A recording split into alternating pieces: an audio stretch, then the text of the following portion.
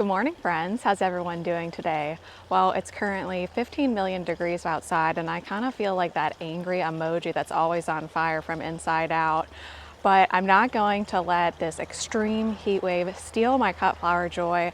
I'm going to harvest as many lilies from the garden as I can and sell them at the flower stand in the morning. And whatever doesn't sell, we'll just enjoy inside our home. Now, one thing that can happen with lilies during a heat wave is that they can change colors. And I've noticed that especially with the purple Prince lilies that we're going to cut today. So about maybe 2 weeks ago, these lilies, oh, there goes the sun behind a cloud for a second. About 2 weeks ago, these lilies started to bloom and they were a deep, vibrant purple color. But since we've been having this heat wave where we've been almost 100 degrees, they're really more of a light dusty pink to even white with pink. So as you see that today in the video, I'm not really sure that this is an accurate representation of how purple Prince lily behaves in the garden under normal weather conditions. But without further ado, let's grab our bucket and some vases and get cutting.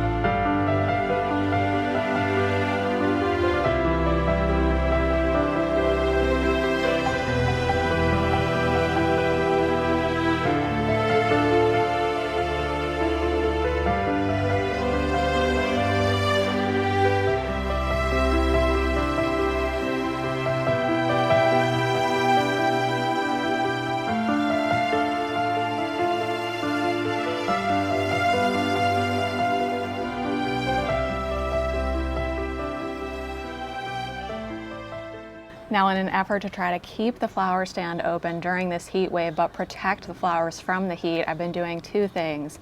I've been filling the vase with ice before I put it out into the stand, and I've only been putting out one bouquet at a time. I'm able to see the flower stand from my living room and from my side door, so I can usually see who buys the flowers and when it needs to be restocked. So that way I don't have 5 bouquets sitting out there all day. Hopefully I just have one bouquet at a time sitting out for hopefully just a few hours. But I thought you might like to see some of the lilies that are in bloom this week. So here we have Purple Prince, and here's a darker bloom, and some of you are telling me that it blooms even darker than this when the temperatures aren't so hot. And I think this is my new favorite lily to grow, both as a garden lily and as a cut lily. Next up, we have the always gorgeous Stargazer lily. And I really struggled with this decision, but I have decided to remove Casablanca lilies from the garden. And I'll tell you a little bit more about that when we start on another driveway garden renovation. Well, I think we cut pretty much every single lily over in the driveway garden with the exception of Marlin, which is fading really quickly, and I think that's due to the heat also.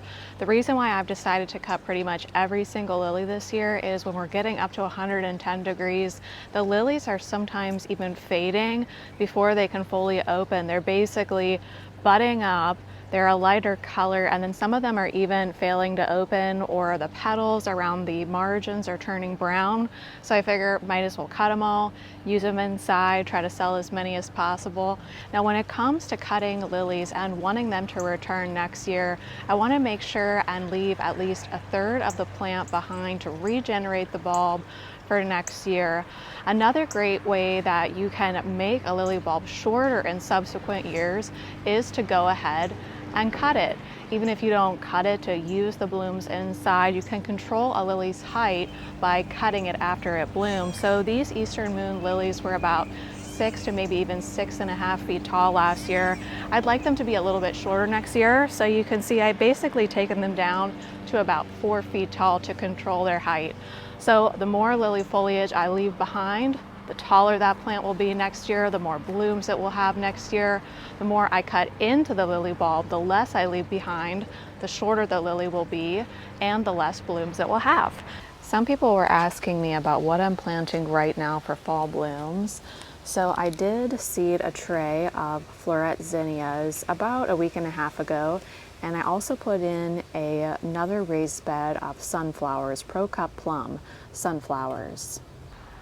The apple tree is looking good. I hear some thunder in the distance, and I can see our fig tree is starting to get some figs. But here's what the driveway garden looks like after we cut all those lilies. So in that opening footage, I showed you what the driveway garden looked like with all the lilies in bloom. And here is basically the after cutting view of the driveway garden. And I am opening up this central path. I think we're about to get a storm, to make it a little bit bigger, and we're going to be adding in some winter interest in here as soon as this heat wave passes. Well friends, thanks so much for hanging out with me today. I hope you enjoyed spending some time together in my hot garden, and hopefully we'll sell some more lily bouquets tomorrow. I do have some guest garden tours in store for you, and also a visit to a large artistic public garden in New Jersey that I've never been to before. So all that and more coming up in the days ahead. Stay cool out there, friends. Bye.